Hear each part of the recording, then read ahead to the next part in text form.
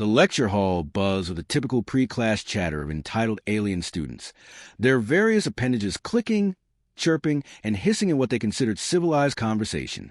Professor Vex'thor, a towering Velthari with scales that shimmered like oil on water, adjusted his holocaster with one clawed hand, while eyeing the lone human in the back row. Maya Chen sat perfectly still, her combat armor's dull gray surface reflecting nothing of the bright academic lighting. The armor wasn't flashy, wasn't meant to intimidate. It was purely functional, scarred from use, and absolutely necessary for her continued existence among beings who had once tried to exterminate her entire species. Miss Chen, Professor Vex'thor's voice carried across the room like nails on metal. I believe we discussed the dress code for advanced xenobiology, academic robes or standard civilian attire only. The room fell silent. 43 pairs of alien eyes, ranging from compound clusters to heat-sensing pits, focused on the human. Maya felt their stares like physical weight pressing against her chest. Professor, Maya's voice was steady, controlled. I submitted a medical exemption form at the beginning of the semester. It should be in your files. Vex'thor's inner eyelids flicked dismissively. Medical exemption? You appear perfectly healthy to me.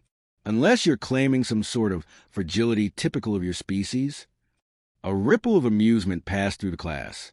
The Corthonese students, with their chitinous exoskeletons and mandibles, clicked in what Maya recognized as laughter. The gas-breathing Nexuli wheezed their approval through their filtration masks. Maya's hands remained motionless on her desk, but inside her armor, her heart rate spiked. The suit's biomonitors registered the change, flooding her system with calming hormones. Standard procedure. Nothing to worry about. Just breathe. I'm not fragile, Professor, she said, but the armor stays on. Absolutely not. Vex'thor's crest flared, a sign of growing irritation. This is an institution of learning, not a military compound. We don't accommodate paranoid delusions here. Paranoid delusions. Maya almost smiled at that. If only it were that simple. Dr. Yixtel, a Serpentine SSS Hari professor who was auditing the class, slithered closer to Vex'thor's podium. Her forked tongue tasted the air before she spoke. Perhaps the human requires her security blanket? Some species develop unusual attachment behaviors after trauma. More laughter from the students. Maya counted 17 different species in the room, representatives from across a galactic academic consortium. Every single one of them had been part of the coalition that had tried to burn humanity out of existence just 8 years ago. Every single one. Miss Chen, Vex'thor's patience was wearing thin. Remove the armor or leave my classroom. Those are your options. Maya stood slowly, her armor servos whining softly as they compensated for the movement. The sound made several students flinch, which gave her a small amount of satisfaction. You want me to remove the armor? She asked, her voice carrying a strange note that made the nearest Corthonese student edge away from her. Immediately, You're absolutely certain about this request, Professor? It's not a request, Miss Chen. It's a direct order. Maya nodded once, then reached for the helmet seals. The soft hiss of equalizing pressure filled the silent room as she lifted the helmet free, revealing her face for the first time since arriving at the university. She was younger than most had expected, maybe 25 standard years. Her black hair was cut short, practical. Her features were unremarkable by human standards, pleasant enough, but it was her eyes that made several students shift uncomfortably in their seats.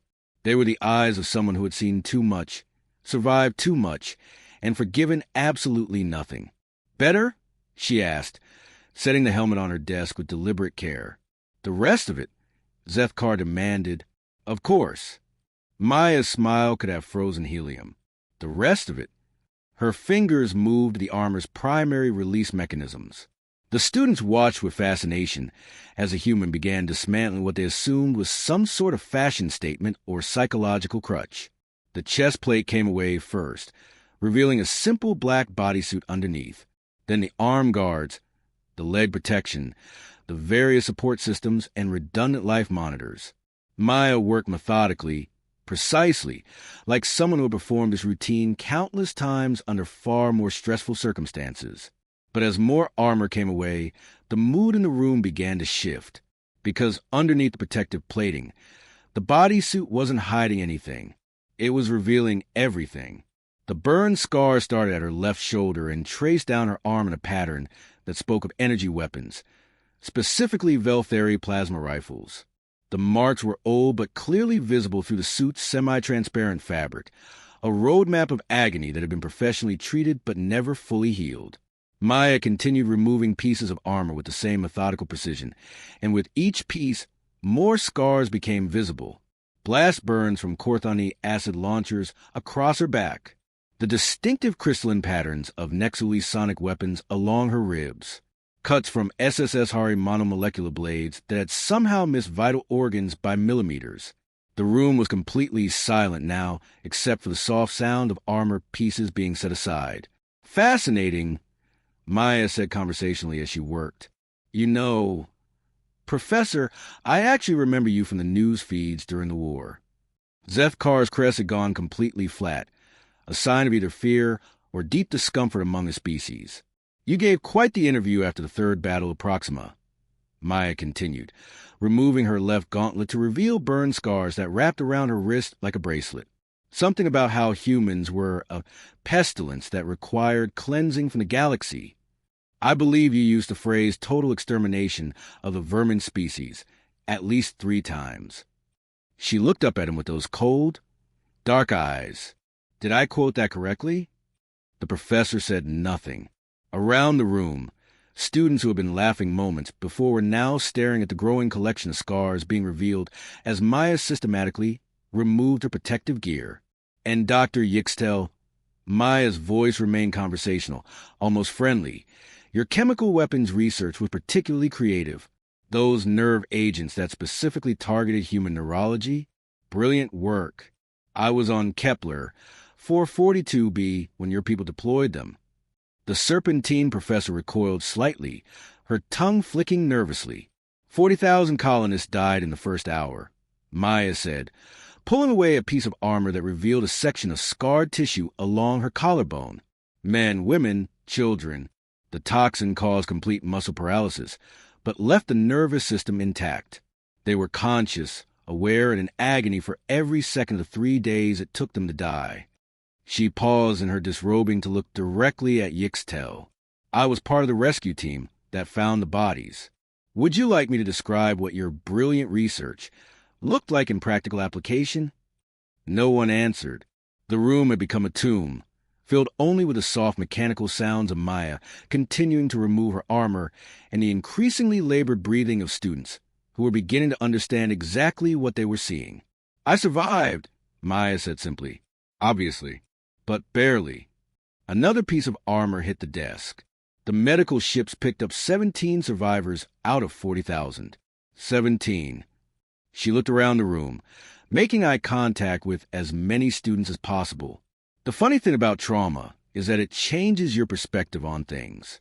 For instance, sitting in a room surrounded by representatives of every species that tried to murder my entire race, that creates a certain level of anxiety. The last major piece of armor came away, revealing the full extent of the damage. Maya's body was a canvas of violence, each scar telling a story of survival against impossible odds. But she stood straight, proud, unflinching under their stares. So you see, Professor, she said, her voice carrying just a hint of the rage that burned beneath her controlled exterior. The armor isn't a fashion choice. It's not a psychological crutch. It's not paranoia. She gestured to her scarred form with casual indifference. It's a very reasonable response to being surrounded by people who have already tried to kill me once. The silence stretched on, heavy and suffocating. Some students were looking away now, unable to meet her eyes. Others stared in what might have been horror or fascination. Maya began putting her armor back on, piece by piece, taking her time. The war ended 3 years ago, she said as she worked. The accord was signed. Reparations were paid. Everyone agreed to move forward in the spirit of galactic cooperation and understanding. She paused, a chest plate half secured, and looked directly at Professor Vex'thor. But you know what's interesting about signing peace treaties with people who try to exterminate you? You never quite trust them the same way again. The armor went back on with practiced efficiency. Maya had clearly done this many times before, probably under combat conditions where speed mattered more than ceremony. "I came here to learn," she said, sealing the final connections on her suit. "To study xenobiology, so I could better understand the species that share this galaxy with humanity. Call it professional development." She picked up her helmet, but didn't put it on yet. "But I'm not naive, Professor. I'm not going to pretend that 8 years is enough time to forget what happened. I'm not going to act like we're all friends now just because some politicians signed some papers." Maya's smile returned, and it was terrifying in its politeness. "So the armor stays on. Because while I'm here to learn, I'm also here to survive. And my species has gotten very, very good at surviving." She placed the helmet on her head, and her voice took on the slight electronic distortion of the suit's communication system. "Now, shall we discuss advanced xenobiology? I believe today's lesson was on defensive adaptations in hostile environments." The irony was not lost on anyone in the room. Professor Vex'thor stared at her for a long moment, his scale face unreadable. Then, without a word, he turned his holocaster and began the day's lesson. But Maya could see in his eyes, in the way his crest remained flat against his skull, fear, and maybe, just maybe, the beginning of something that might one day become respect. The lesson began, but the real education had already taken place. 3 weeks had passed since Maya's impromptu anatomy lesson, and the atmosphere in Professor Vex'thor's classroom had undergone a fundamental shift. Students no longer whispered among themselves when she entered. The casual racism that had once flavored their conversations had been replaced by something far more complex, a mixture of guilt, curiosity, and grudging respect. Maya herself seemed unchanged. She arrived precisely on time each day, took her seat in the back row, and participated in discussions with the same methodical precision she applied to everything else. But her classmates were learning to read the subtle signs. The slight tilt of her helmeted head when someone said something particularly stupid, the almost imperceptible pause before she responded to questions that revealed their ignorance about human capabilities. Today's lesson was on interspecies cooperation in extreme environments, which Maya found bitterly amusing. Professor Vex'thor was discussing symbiotic relationships when a new student entered the classroom. The Korthani warrior was massive even by his species standards, his chitinous plates bearing the ritual scars of a decorated veteran. His compound eyes swept the room before settling on Maya with unmistakable hostility. "Apologies for my lateness, Professor," the newcomer said, his mandibles clicking with each word. "I am Commander Vex'thor, recently assigned to this academic exchange program." Maya's armor registered an immediate spike in her stress levels, flooding her system with combat stimulants. She knew that name. Everyone in the human military knew that name. Vex'thor had been the architect of the siege of New Geneva, the battle where 12,000 human civilians had been methodically exterminated over the course of 6 months. He had broadcast their deaths across coalition networks as a warning to other human colonies. Maya had been there. She had been part of the relief force that arrived too late to save anyone. "Of course, Commander." Professor Vex'thor's voice carried a note of nervous respect. "Please, take any available seat." Vex'thor's eyes never left Maya as he crossed the room. Instead of taking one of the many empty seats near the front, he deliberately chose the one directly beside her. "A human," he said, settling his bulk into the reinforced chair. "How quaint." Maya turned her head slightly, the servos in her neck guard whining softly. "Commander Vex'thor," she said, her voice level. "I recognize you from the War Crimes Tribunal footage." The room went dead silent. Even Professor Vex'thor stopped mid-sentence. Vex'thor's mandibles spread in what passed for a smile among his species. "Ah, you have me at a disadvantage. I'm afraid I don't recognize you. So many humans look alike, don't they? Especially after they've been properly processed." Maya's hands remained flat on her desk, but every student in the room could hear the subtle whine of her armor's power systems cycling up. "Oh, we never met personally," she said conversationally, "but I was part of the cleanup crew that found what was left of your handiwork on New Geneva." She paused, tilting her head as if considering something academic. "Tell me, Commander, do you still collect trophies? Or did the tribunal's psychological evaluation cure you of that particular habit? Vex'thor's eye clusters darkened. I am a decorated veteran of the Coalition Defense Forces. My actions were within the bounds of acceptable military conduct. Acceptable? Maya's laugh was like breaking glass. Is that what we're calling the systematic torture and execution of civilians now? Acceptable? Professor Vex'thor cleared his throat nervously. Perhaps we should return to the lesson. No, Maya said, standing slowly. Her armor's full height made her nearly as tall as the seated Korthani. I think this is educational. Commander Vex'thor here is an excellent example of predatory adaptation in hostile environments. She began walking around the classroom, her boots echoing in the silence. You see, the Korthani evolved as pack hunters on their homeworld.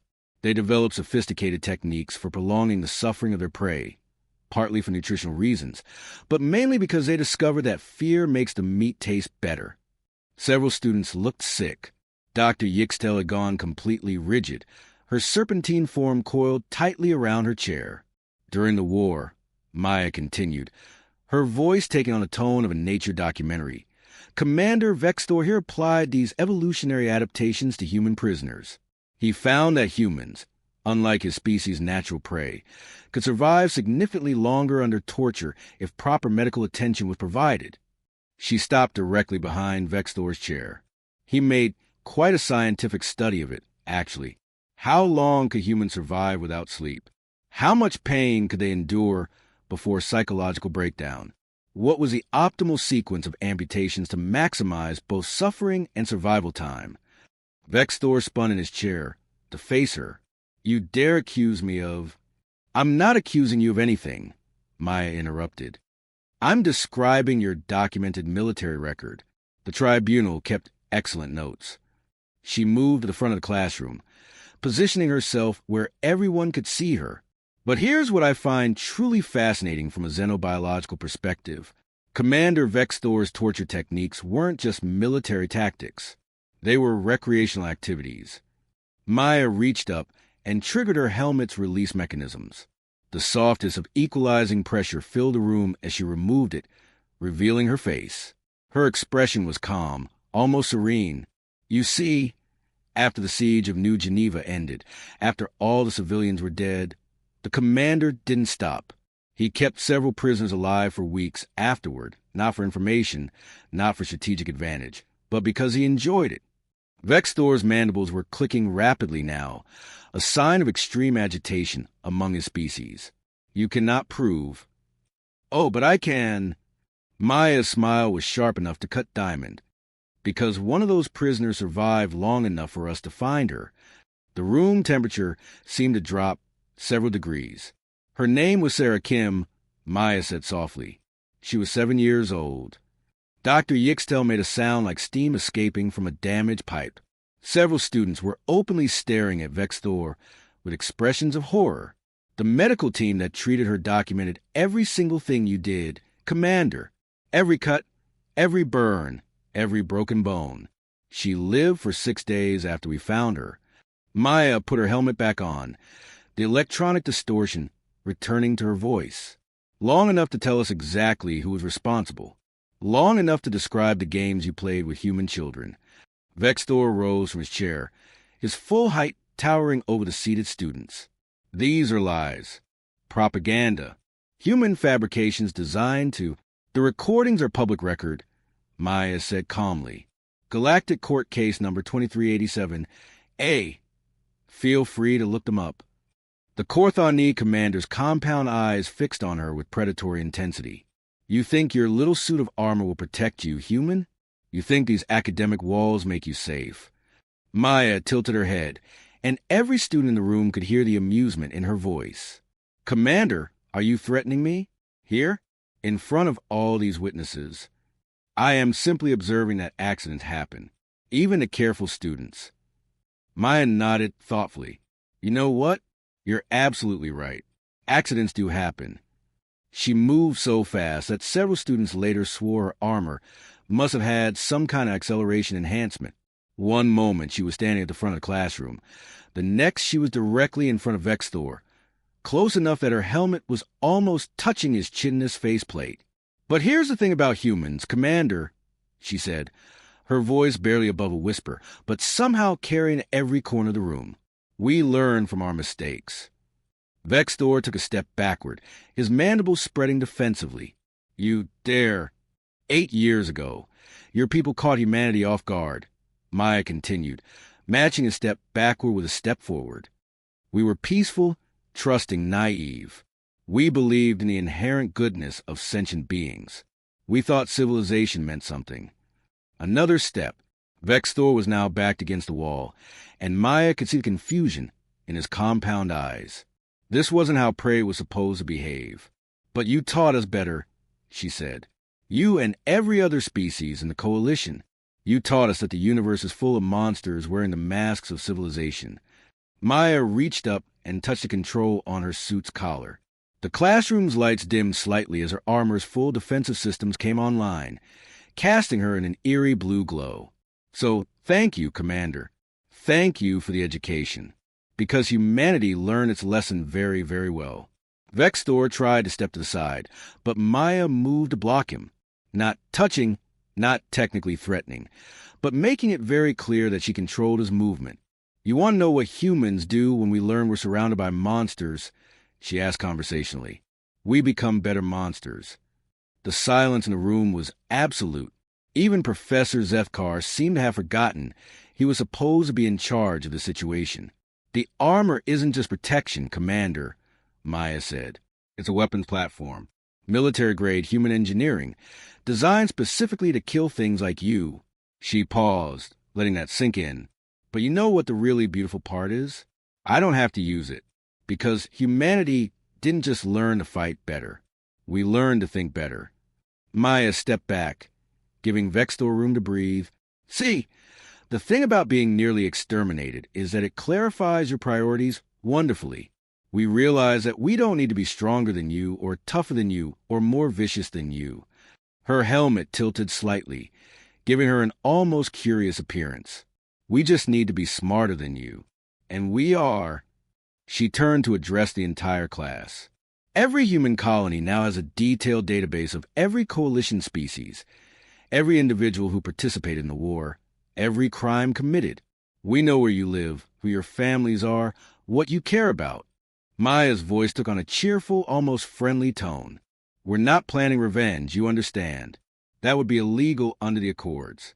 But we're very good at keeping track of things now. Very good at remembering." She looked directly at Vex'thor.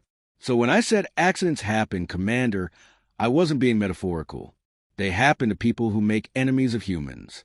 They happen with statistical regularity that would make an actuary weep." Vex'thor's mandibles clicked once, sharply. It was the Korthani equivalent of swallowing hard. "But don't worry," Maya said brightly. "You're perfectly safe. As long as you remember that the war is over and the humans won." She returned to her seat, her armor powering down to standby levels. "Now, Professor Vex'thor, I believe you were discussing symbiotic relationships. This seems like an excellent opportunity to explore the concept of mutually assured destruction as a form of ecological balance." The professor stared at her for a long moment, then nodded slowly. "Yes," he said. "Yes, I think that would be educational." Commander Vex'thor remained standing against the wall for the rest of the class. He never sat down, never spoke again, and when the lesson ended, he was the first to leave. He never returned to the classroom.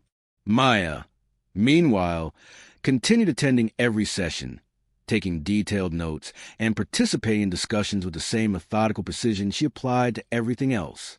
But her classmates noticed something different now. When she spoke, everyone listened. When she asked questions, they were answered immediately and completely. And when she walked through the halls between classes, other students stepped aside without being asked. The human had made her point. The war was over. Humanity had won.